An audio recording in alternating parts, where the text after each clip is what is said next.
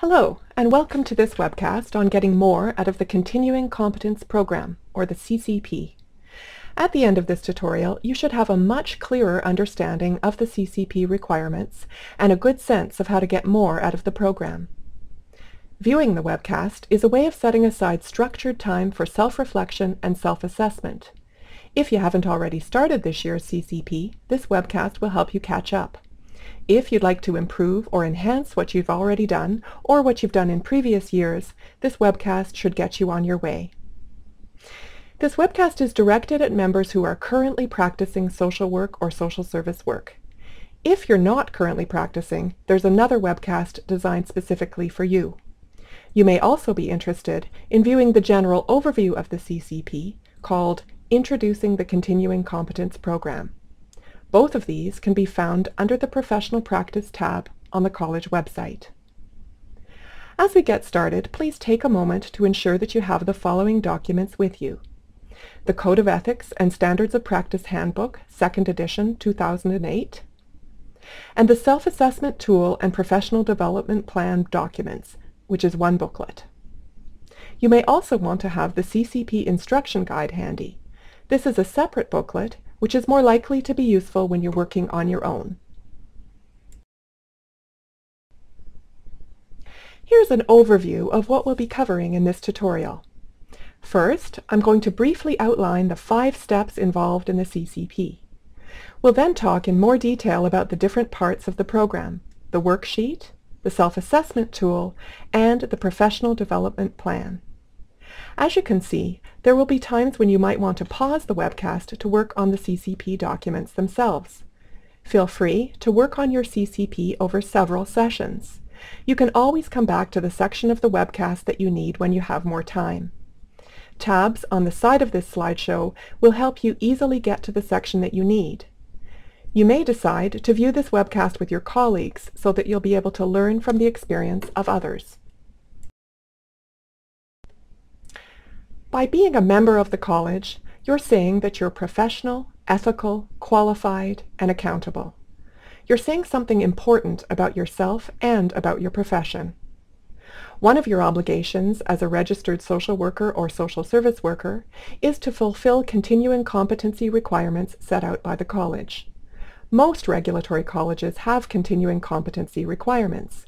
These are sometimes called QA or continuing education requirements. Members of the public can be assured that as a member of the college, you're ethical and qualified and continue to learn and develop as a professional.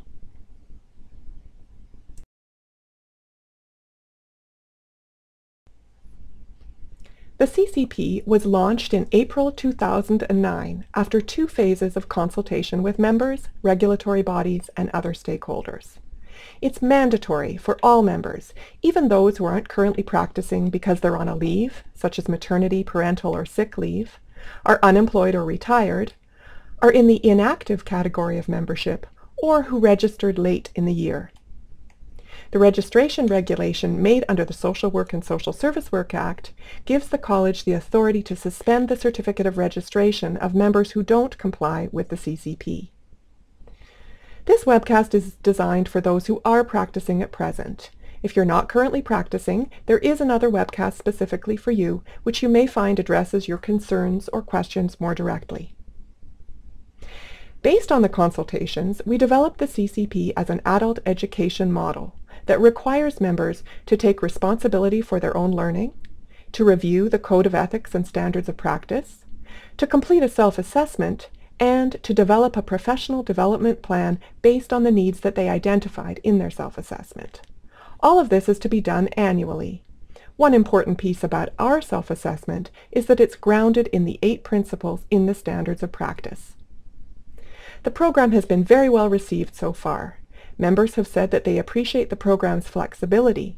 Not only can they set goals that are meaningful and relevant to them, but learning activities are defined very broadly and aren't limited to attending workshops, courses, or conferences. Although the college doesn't tell you as a member where or how to focus your learning, it does recommend that you spend a minimum of 25 hours per year on your CCP.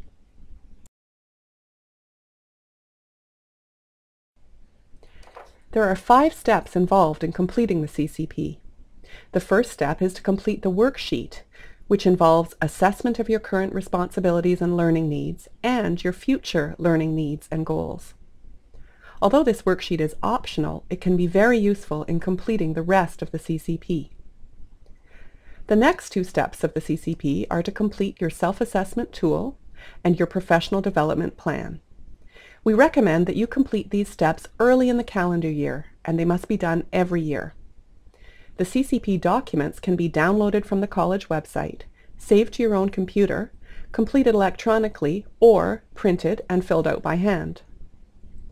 Once you've completed your self-assessment and identified your goals and your learning plan in your professional development plan, you can start the 4th step, which is to carry out your learning activities. Throughout the year, review and document your progress in your professional development plan, making note of any changes or any unanticipated learning. You're required to keep evidence of having completed the goals you set out. The 5th and final step of the CCP is to make an annual declaration of participation in the CCP in the year prior. You'll be required to do this at the end of every year as part of the annual renewal of registration. Section 4 of the renewal form is the declaration of participation in the CCP. So now, let's go into a bit more detail.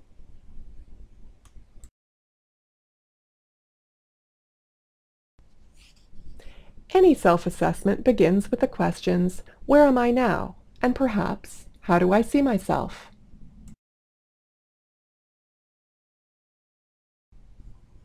Although the first portion of the CCP, the optional worksheet on pages 4 and 5 of your self-assessment tool and professional development plan documents booklet, isn't mandatory, it is a good foundation for your self-assessment tool, which you must complete each year.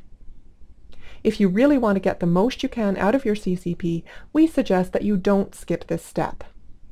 Self-assessment is an opportunity to take stock of where you've come from, where you found yourself now, and where you wish to be in the future. This type of review can help you to identify goals that might otherwise elude you. This self-assessment process extends beyond your workplace performance and enables you to look at where you are professionally, where you'd like to be, and how various aspects of your life impact on your goals.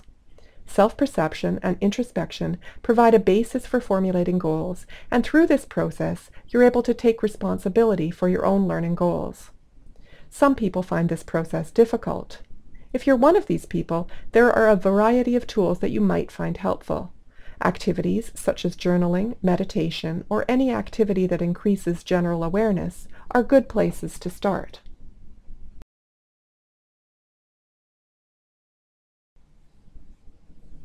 Self-reflection, self-assessment, goal setting, and working on your CCP goals is an ongoing process. The worksheet gets you started by asking you to reflect on your current status. What are you currently doing? What's your current position? What are your current activities and responsibilities? You're then asked to look ahead and imagine what type of learning experiences you might require and desire. What do you wish you were doing? What do you need to learn? What are you interested in doing? This self-reflection is just for you, not for your employer or anyone else. You therefore have the opportunity to think broadly about where you want to go in your professional life. You may want to focus on what you're doing in your current position and how to improve and learn in that role. On the other hand, maybe you aren't sure that you want to stay in that position or have hopes to move into a different role. This process gives you an opportunity to think about what skills you need now and what you'd like to develop for the future. The worksheet is a reflective exercise that can help you to begin to identify areas you wish to enhance. You may have noticed that the worksheet in your booklet doesn't look like this diagram. In completing the worksheet, try not to be limited by the questions and format. If a diagram like this one helps you in the reflective process, by all means use it. The formatting of the questions is not what's important. The intent of this process is reflection.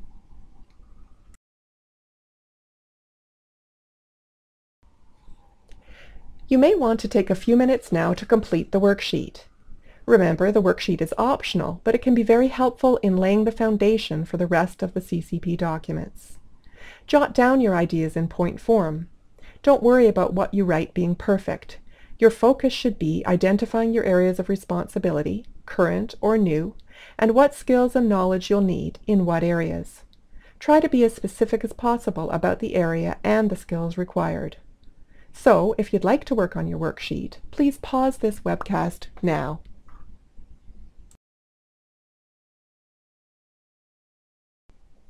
Welcome back.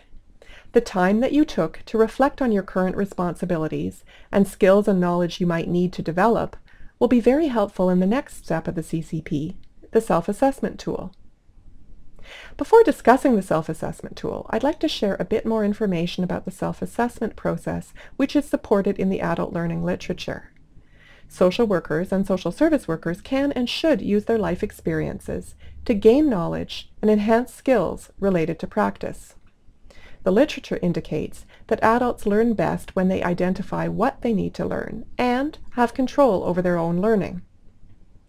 Considering where you are in your life, personally and professionally, is important when deciding what goals you'd like to set and what learning activities would be most effective and feasible in order to meet those goals.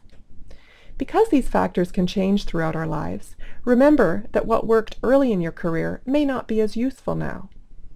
It's also helpful to think about how you learn best and to keep this in mind when considering how you're going to meet the goals that you identify in your self-assessment.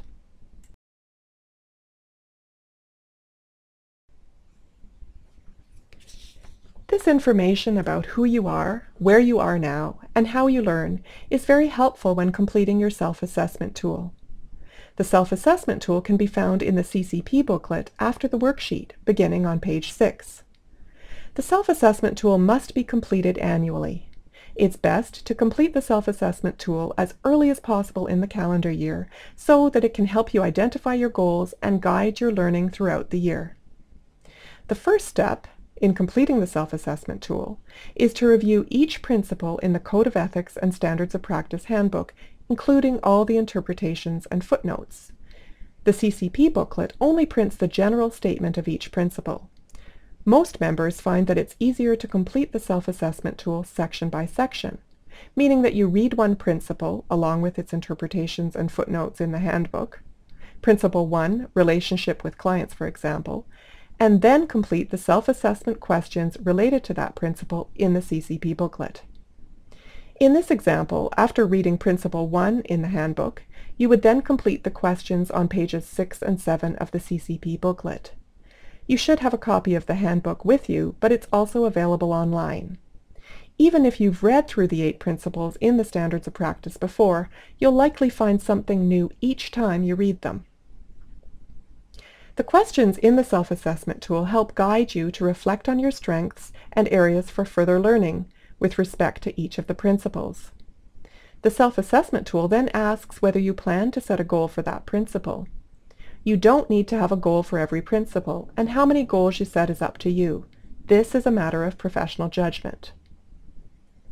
One of the challenges of self-assessment is that professionals may over or underestimate their performance. As professionals, we may also tend to see what we want to see, or we may have blind spots. We may also be more likely to want to do further learning in an area we're good at, rather than an area where we might need to improve. Therefore, it may be helpful to involve your colleagues, trusted peers, or even your supervisor in this part of the process. Ask them what they see as your areas of strength. Has a past performance appraisal given you any ideas or direction? What about feedback from clients? Some members decide to complete parts or even most of the CCP in a group. You do need to have individual self-assessments and professional development plans to meet the CCP requirements, but working in a group can nevertheless be a good approach. Working with others may help you to gain a different or more accurate perspective on your areas of strength and opportunity. As you complete your self-assessment, keep in mind that areas for further learning don't have to be weaknesses. They may simply be areas where you want to learn more. Some members wonder if they can substitute their performance appraisal for their self-assessment tool and professional development plan. The short answer is no. While there may be overlap between your self-assessment tool and your performance appraisal, there are some differences. First, the CCP requires you to frame your self-assessment in the standards of practice. Second, the self-assessment tool is about professional growth, whereas a performance appraisal is tied to a performance review. And finally, you can take control of your professional life and learning needs with the CCP. It's not necessarily only linked directly to your position with an individual employer, but is about your learning and growth as a professional.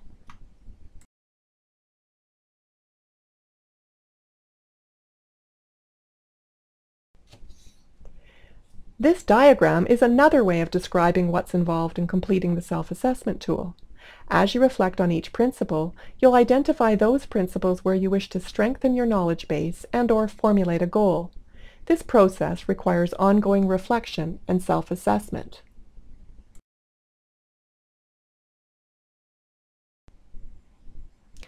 Please remember that although you're required to read through each of the 8 principles and complete the self-assessment questions for each, you're not required to set a goal for every principle. Try to consider how the principle might impact your practice in some way. For example, some members may believe that Principle 7, advertising, only applies to members in private practice. In fact, there may be many ways that this principle applies in different agency, hospital, and other settings. How can you represent yourself or the services of your department on the agency website or your business cards, for example? What if you're under some pressure to use testimonials in a grant proposal or to promote a group you're running? Try to think broadly as you review each principle, and remember that it's critical to be familiar with the standards that set out the minimum requirements for social work and social service work practice.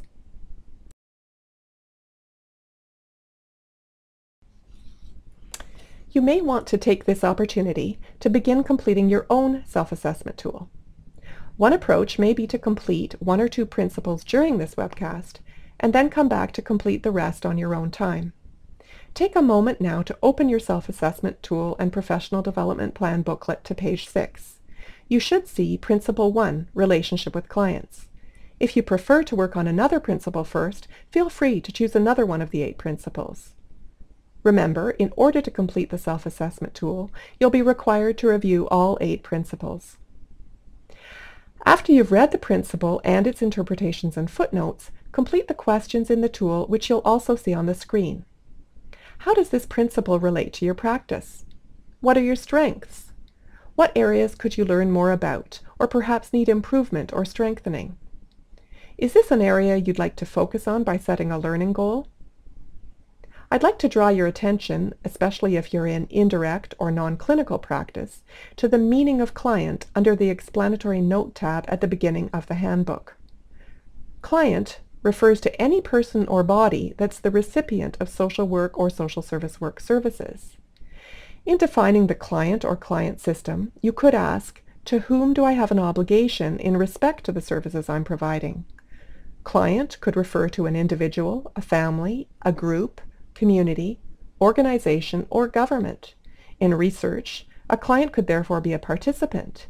If you're in education, your client could be your students. Remember the challenges with self-assessment that I talked about earlier. We all have blinders, but try to reflect as honestly and openly as you can on your practice. If you haven't asked for any feedback, you might still want to consider what colleagues, peers, clients, or a manager or supervisor might have to say about your practice in relation to the principle. Remember that the CCP is for you, and you're not required to submit your CCP documents. You'll get more out of the program, and your learning will be more relevant if you're able to be open and honest in your self-assessment. If you'd like to start completing your own self-assessment tool during this webcast, please pause this webcast now. You can also return to the self-assessment tool later when you have more time. Remember, though, that the self-assessment tool forms the basis for your professional development plan and the learning that you'll carry out throughout the year.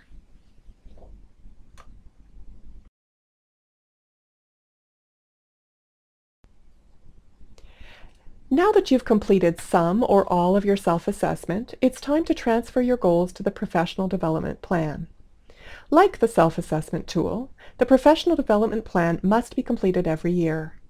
Look at the goal or goals that you identified in your self-assessment tool. Remember that you don't need to have a goal for every principle, and how many goals you set is up to you using your professional judgment.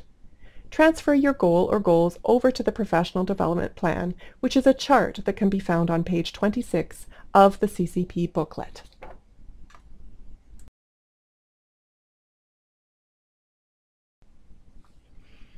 You'll see that you need to identify each goal, as well as the principle and interpretations it applies to, in the first column of the Professional Development Plan.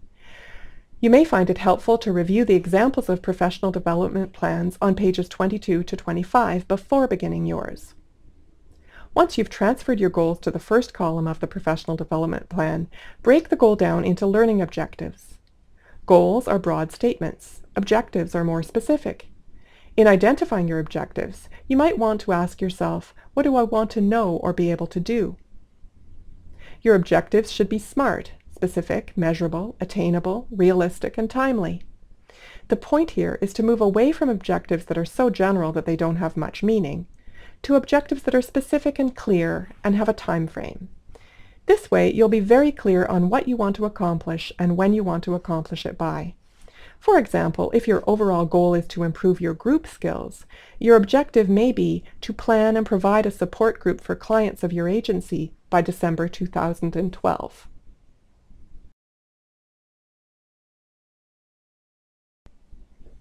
The next column in the Professional Development Plan asks you to identify learning activities.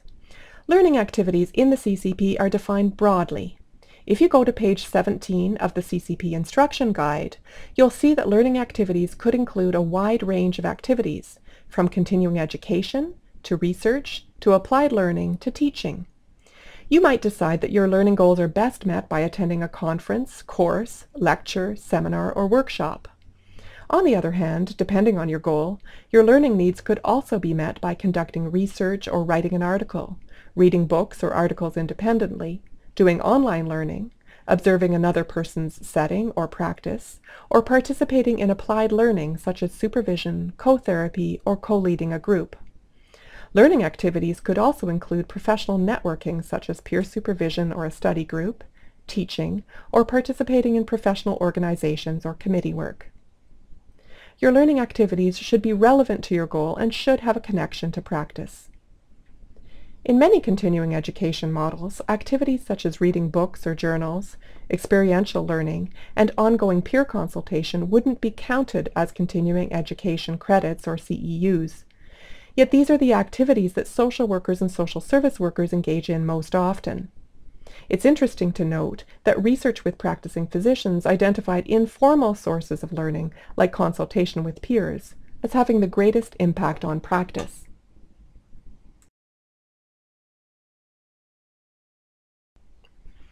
The evidence of accomplishment column is where you should indicate what will be in place once you've met your goal. You could ask yourself what will be different when you meet your goal. In the support group example we used earlier, evidence could be something like support group facilitated. In the target date column, you should indicate when you hope to achieve the goal. Once you've completed your professional development plan to this point, you've done the groundwork of the CCP. You're in a great position to work towards your goals throughout the year, to track your accomplishments in the professional development plan, and to keep a separate file of evidence of having met your goals. We're aware that you may not always complete all your goals. It's useful to break larger goals down into more manageable objectives. However, you can carry over goals from one year to the next. As you meet your goals, be sure to keep evidence of having accomplished them. This could be something like a certificate of completion for a workshop, a list of articles read or websites visited, or a list of peer group or supervision meetings.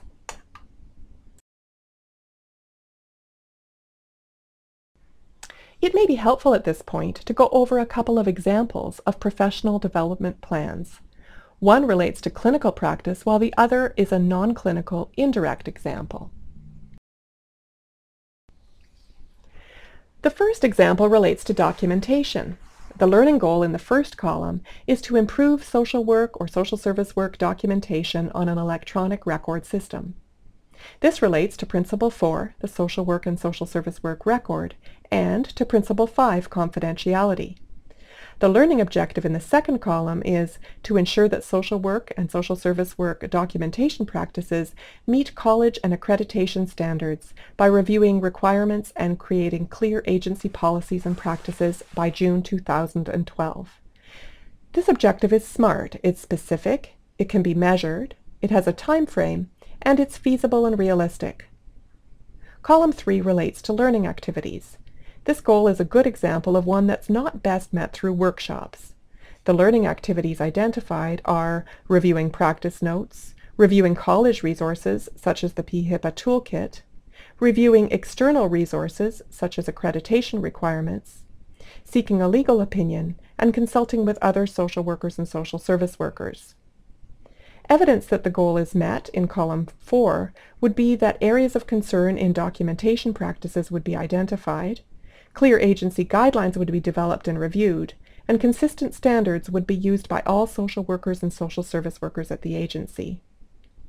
The target date set for this learning is June 2012. While the member was not able to complete all the activities by that date, they did finish work on this goal by August 2012. This last column would be filled out later in the year as the activities were completed. Let's take a look at another example that relates to non-clinical and indirect practice.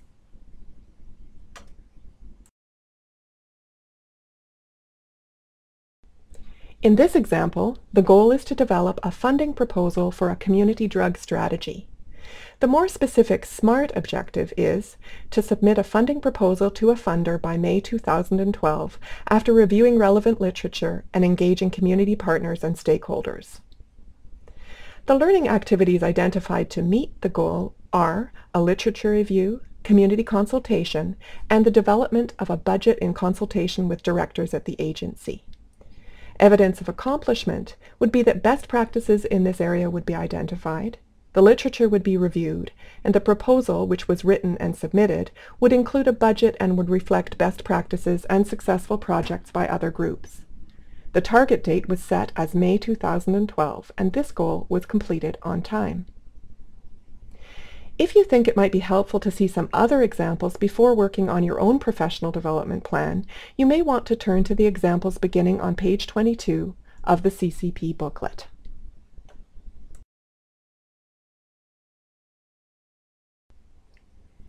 Now that you've looked at some examples of professional development plans, you may want to transfer one or more of your goals to your own professional development plan. Look back at your self-assessment tool and select one of the goals you identified.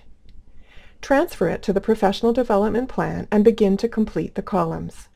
You won't be able to complete the Goal Attained column until you begin to work on your goal. As the year progresses and you complete your learning activities, you should document this here and keep evidence of your accomplishment in hard copy or in an electronic folder. Evidence could mean several different things: a certificate of completion from a workshop, a list of articles you've read, a saved copy of a PowerPoint presentation that you gave, or a list of peer supervision meetings attended. Anything to indicate that you engaged in the learning activity and accomplished your goal. You can pause this webcast now in order to work on your own professional development plan.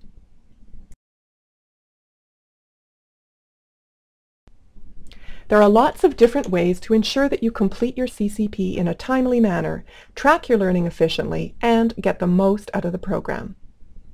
Some members set 15 minutes aside at the end of every week to update their CCP and to reflect on their progress toward their goals. Even doing this monthly can help to ensure that you don't lose track of important learning. Other members complete the self-assessment tool and the professional development plan in pairs or groups with peers or colleagues, and then meet regularly either to discuss ongoing learning or to work together on the learning activities that they identified. Some members choose to include their manager or supervisor in part of the discussion and reflection. While you must have your own CCP documents, this doesn't mean that you can't benefit a great deal from input and discussion with others. Remember, you don't submit your CCP materials, but you must keep your documents for 7 years. You must also keep evidence of your learning activities. Before we finish today's tutorial, here are some tips to take away to ensure you get the most out of your CCP. Try using the worksheet. The CCP worksheet is optional, but it can be a valuable springboard for the remainder of the program. Do it with a colleague or a group. Even though you're responsible for your own CCP, feedback from others, peers, colleagues, your supervisor or manager, can be an effective way to overcome any blind spots with respect to your practice and your self-assessment. Make a date with yourself. Reserve a specific time to update and add to your CCP on a weekly or monthly basis. Give yourself credit. Remember to track your CCP regularly. You may want to try transferring items from your agenda to your CCP at the end of every week. And finally, use technology. Download a copy of the CCP documents from the website and open an electronic folder for evidence of your learning activities. This makes documenting and tracking your learning experiences easy and efficient.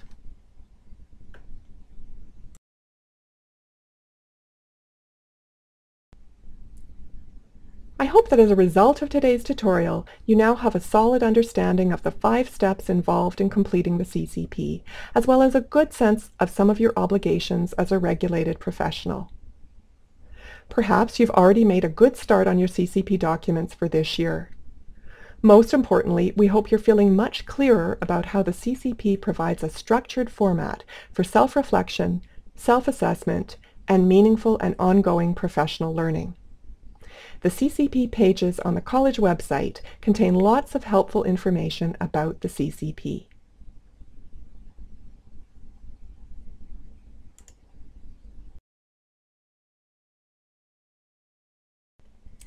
You've now come to the end of this tutorial. Staff in the college's Professional Practice Department will be pleased to discuss the CCP with you if you have any further questions. You can contact us by using the contact information on the screen. Thank you for participating in the tutorial today, and good luck with your CCP.